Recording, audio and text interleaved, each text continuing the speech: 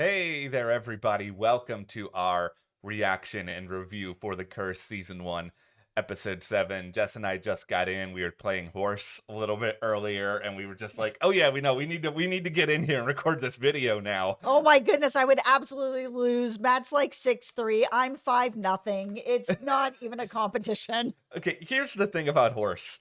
I like horse a lot because it doesn't require any cardio, which is the part of basketball I'm not good at. And it's just what's something that has no real application to actual basketball, shooting like behind the backboard, doing weird. I enjoyed the prospect of that. Like this episode is insanely weird. Like I'm not gonna say I liked it as much as the last two because I thought the last two were two of the better ones we've had this season.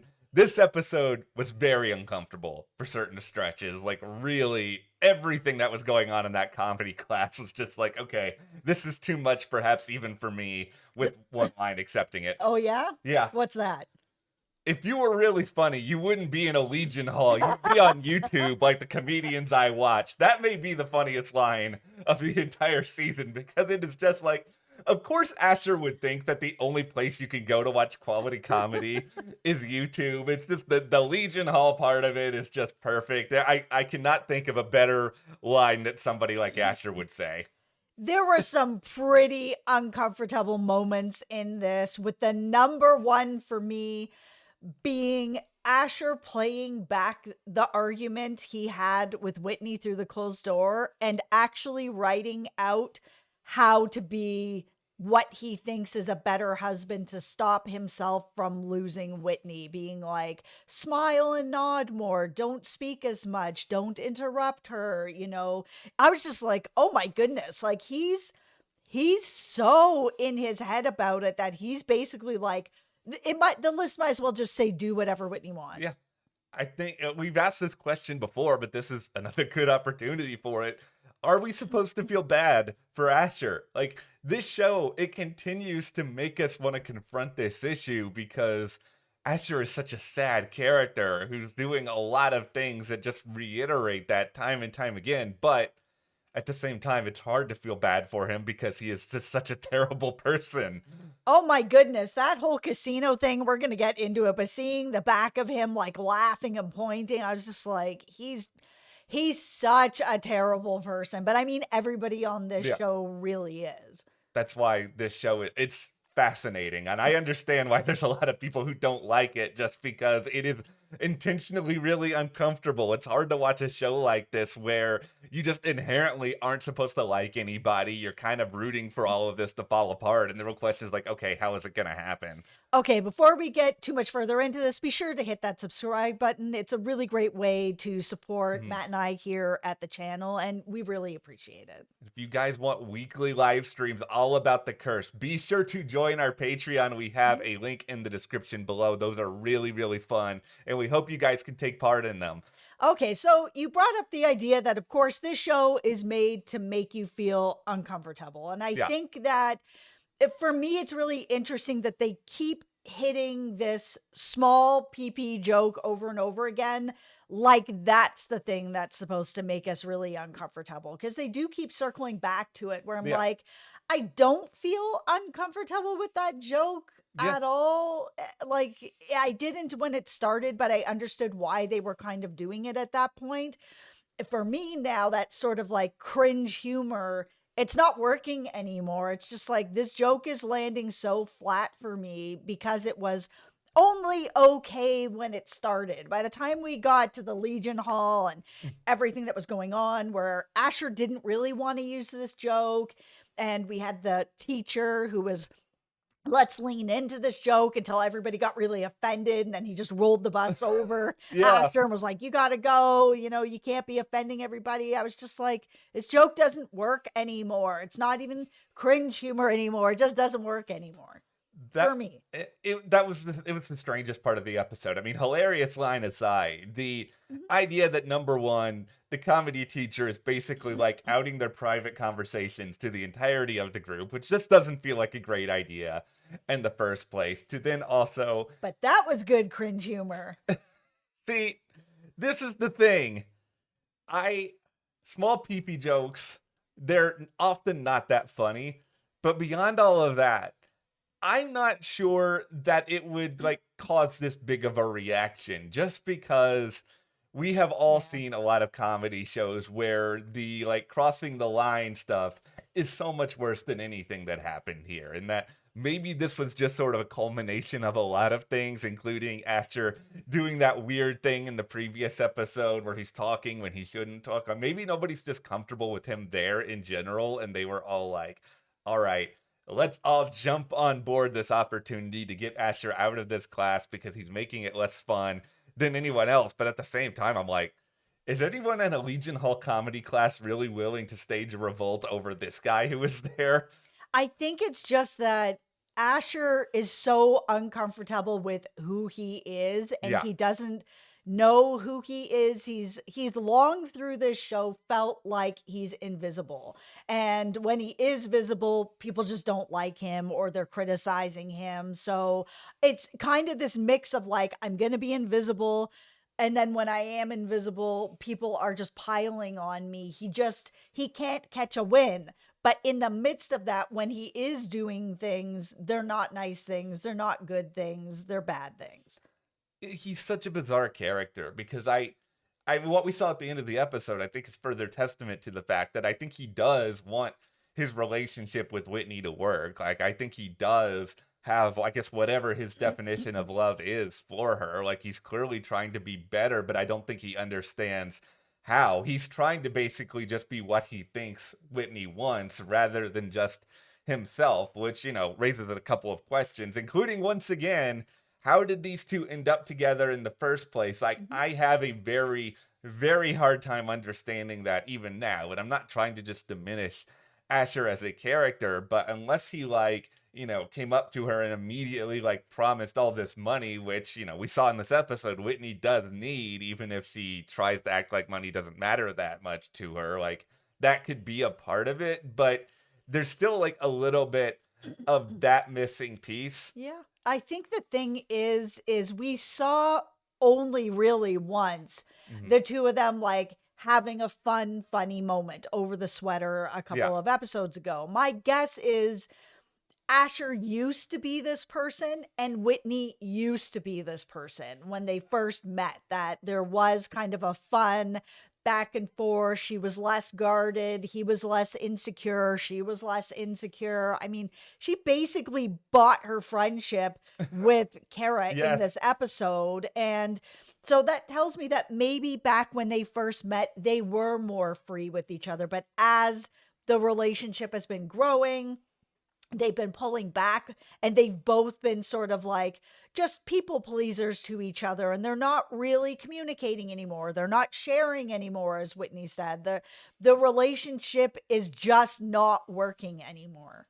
And I think Asher has really been about like a projection because he's tried to put on a projection of who he is. Whitney clearly is putting on a projection of who she is like 95% of the time. And all of this, I think, culminates really well in the casino footage because Asher willingly, he put this stuff out there. Like he made it clear to the reporter that he was going to find a way to get her this information to the point that we had the great Gatorade incident from earlier this season. Asher clearly knew that he was going to be on this footage, but you don't actually see his face directly. So unless you're Whitney, you're probably not going to know that it's him, but Mhm. it represents on some level, okay, it wants to maintain his and Whitney's image and potentially wants to help Whitney so bad that he's willing to go out there and take a little bit of this risk because he's just thinking in this like binary sense of like, okay,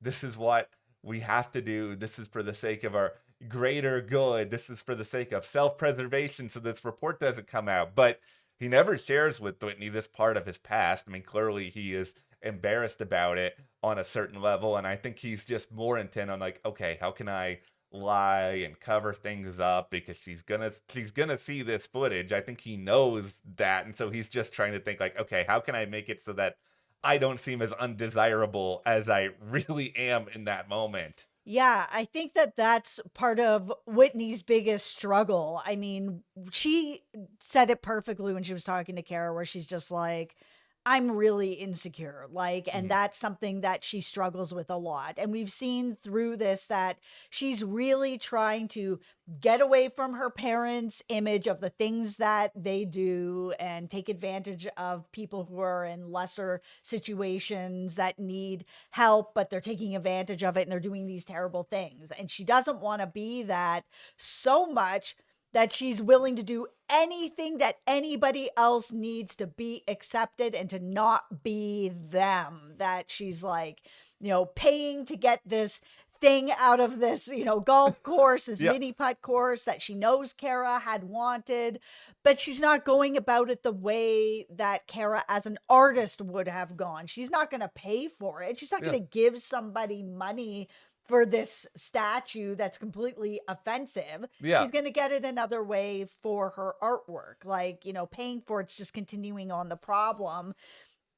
Whitney just Whitney feels like a character that really does want to do the right thing, but she just does not know how to go about doing it. Like, you want good cringe humor?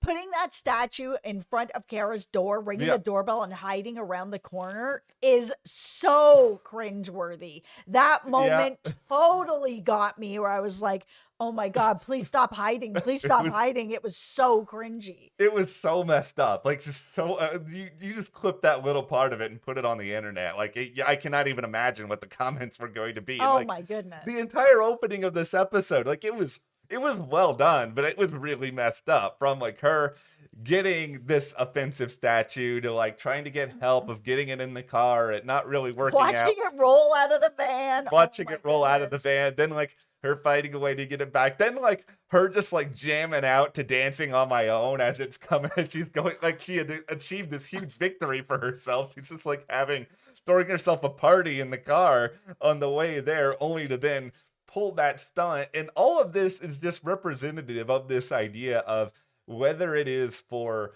the show and how she wants her image to be on the show, or how she wants her image to be, herself. Like, she's so desperate to have a Native American friend who is really in touch with the culture, really in touch with what she thinks are the right things. And I think she's desperate to have her art obviously on the show just because she wants to be able to stand out there and be like, listen, guys, I'm your friend. Like, she's clearly well aware enough of the idea that a lot of people know who her parents are, especially in this community. And Mhm. she's trying to rebel against that in just about any way that she possibly can. And, it is, once again, not a good person, but once again, it's kind of sad that she has to go to this level where she makes up a position and hires Kara for this position without any sort of prior conversations about it, just because she wants what she wants so badly.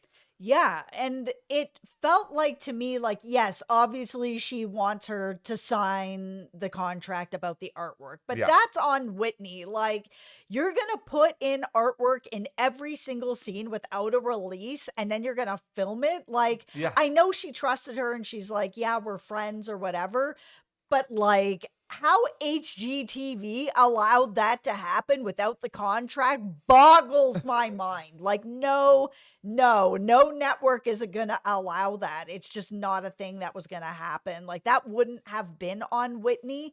If it was on Whitney to get the signature, that's fine. But if HGTV producers were like, the signature isn't here, get this artwork off the walls, like, there's no way it would have been there. Like, I made a movie a million years ago, and like making sure that we had releases or all the artwork that was on the walls Mhm. was number one. There was no way that even a tiny bit of footage was going to be filmed without that. Like, because if they decide no afterwards, then all that money is wasted.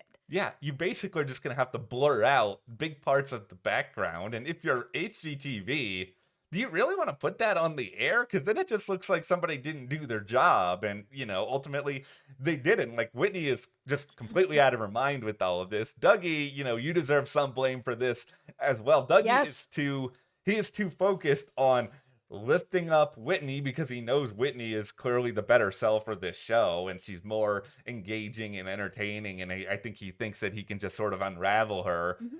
And he's also just very transfixed on just demeaning Asher in every way he possibly can. Once again, the question of should we feel bad for Asher? He gets his makeup done, gets prepared to be in the chair. Then Dougie is just like, oh yeah, we don't actually have time for you anymore, but congratulations, you got to put on makeup. Just like, Dougie, like, it's so bad. Yeah, it's tough and it's hard to really know what's going on with Dougie in general with this. Like, is he this is the thing, is like it feels like Asher and Whitney, whoever are people who are supposed to be their friends, just don't feel like they're friends. Yeah. Like Dougie and Asher have some sort of a relationship, but like, are they really friends? Because even it's like, Asher's having Shabbat and then Dougie's like, thanks for never inviting me to it. Like, I thought we were friends. Yeah. Like, why wouldn't you ever invite me ever, sort of thing? And then you've got Whitney on the other side where it's like with Kara,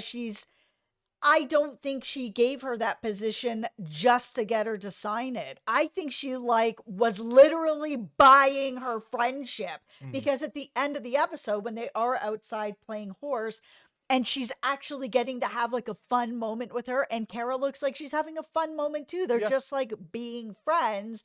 If she hadn't paid her that $20,000 for the made up position and she got the money from her dad to pay Kara after Kara was like, I don't want anything to do with your parents. Yeah. She goes to her dad to get the money to pay Kara. It's just like that friendship is paid for. Yeah, it's completely messed up. And I mean, Kara's going to have a big problem when she finds out. And I think inevitably she is going to find out at some point. And I hope that Asher really finds out and understands more of what's going on here with Dougie, because I think you touched on some of why there's so many different layers to this. And that, yeah, Dougie wants to make a good show and he understands that Whitney brings good television. But I do think maybe, there is a little bit of Dougie who is also just taking out his frustrations on Asher, where Asher's not really acting like that much of a friend to him at all. And we've seen multiple sequences all season of how Dougie is pretty lonely out there.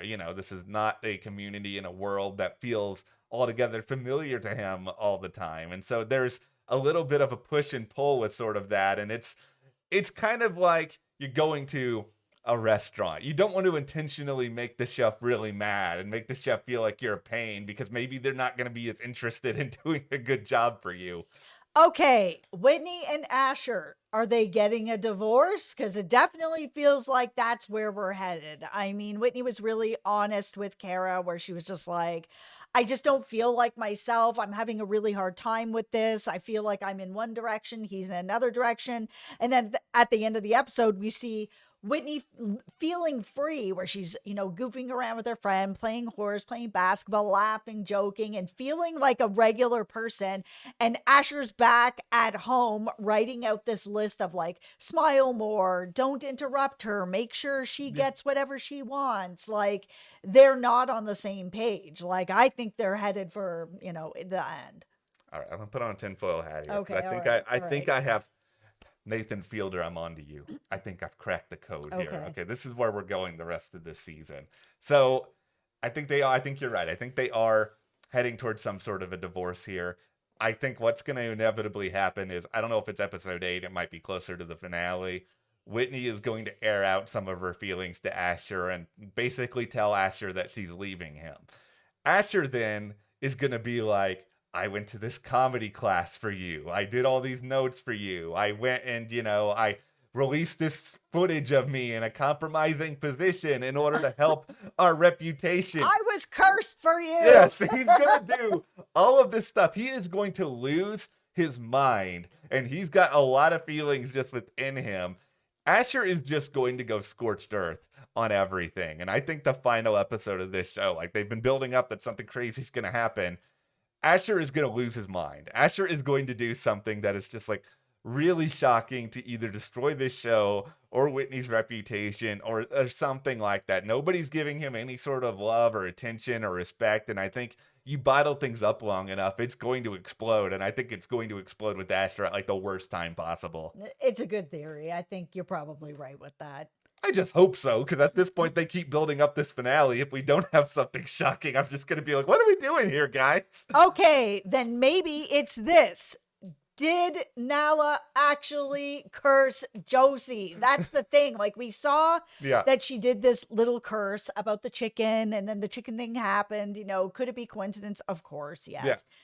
This also could be a coincidence because we saw them in gym class where she was like, fall, fall, fall kind of thing, and nothing happened. Like Josie was fine, got to the top, hit the yellow, tape, got back down.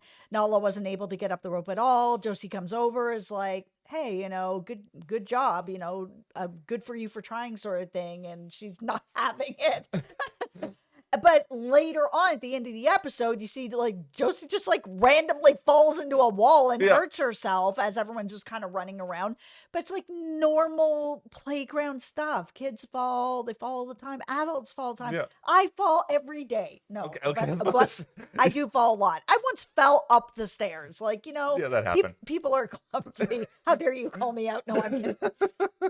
Things happen, Yeah. it's just the way that it is. So it's like, did she really curse Josie or not? I still feel like no. But again, the idea is if you believe in a curse or you believe that you have a power, do you then have that power? That's it. That's the ticket here. I mean, I think Nala thinks that she has that power now.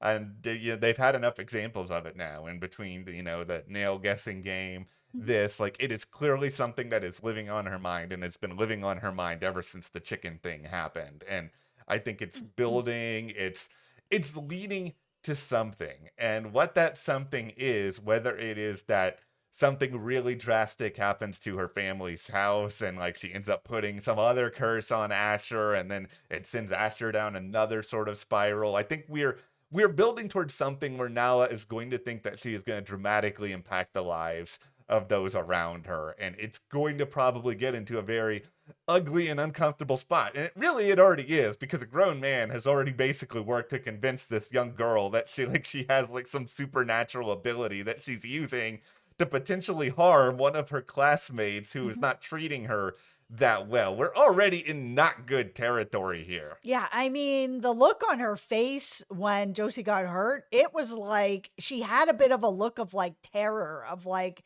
oh no, this Yeah. actually works. Like, I don't think she really wanted to hurt her. I think it was just in that moment, kids think all kinds of things where they're Yeah. just like, I feel like you're pushing at me. I would love to be able to push back, but I just can't. So Yeah. maybe you'll just fall from this rope and learn a lesson kind of thing. But it's, I don't think she really wants to hurt people. No, I don't think she's a kid. She's a kid that's Yes. just like testing her boundaries, trying to understand who she is. She's already gone through a ton clearly in her life. We still haven't even seen Abshir on the other side of the chiropractor appointment. Yeah, I know we didn't really talk too much about that in the last episode, but it was just so uncomfortable. Like, that is like real uncomfortable situation. I Yeah. could barely watch that scene. It was so hard. Yeah, like this show, it continues to be confounding at times. I'm very interested by it just because it's doing things that no other show really is. Like I said earlier, I like the last couple episodes better just because I thought they were a little bit more consistently funnier. Mhm. We are building towards something though. If the payoff is amazing, then I think all of this will be worth it. If the payoff is not amazing, oh boy, people are going to be so mad after going through this entire journey. I haven't had a show like this where I've seen in the comments and just on social Yeah. media where people are so divided on a show where it's either this is a 10 out of 10 or a 0 out of 10. There is nobody sitting in the middle of this where they're just like, it's okay. There's some stuff that's okay about it, except for people like me, where I'm like, Yeah. it's fine. Like, there's good moments about it. There's interesting stuff about it. Is it my favorite show? It's a 10 out of 10. No, it's not a 10 out of 10. Come for me in the comments. It's fine. I don't think that it is. If I'm comparing this show to like Succession, which is a 10 out of 10, Yeah. this show doesn't stack up. Is this the worst show I've ever seen? No, it's absolutely not the Yeah. worst show I've ever seen, but it's so interesting Yeah. to see everybody talking about this show and like, man, having a knife fight over this show in the comments. It's so crazy. It feels like even the people who are working on the show are embracing this. Like, I think I saw Biddy Safdie, who's the co-creator and he plays Dougie. Like, he tweeted out this like image and he was basically like, we're certified fresh. And he posts like the Rotten Tomatoes score. And like the majority of the Rotten Tomatoes like critic score was really, really great. and then the viewer score was like a 33%. And he's just tweeting it. Like it doesn't even, so it's like, okay, great. Critics love your show. Apparently viewers don't at all. You're just fine throwing it out there. Like That's it's so funny. it's such a weird experiment. I mean, I'm still grateful this show is out there. It's a lot of fun to talk about, but hit that subscribe button so you guys don't miss anything else we got to say on the curse through what may be a very cursed ending of this show. Absolutely. And happy holidays to everybody out there celebrating. Hope you have a really good one. Yeah, thank you guys so much. Thank you to our patrons. We'll see you here next time.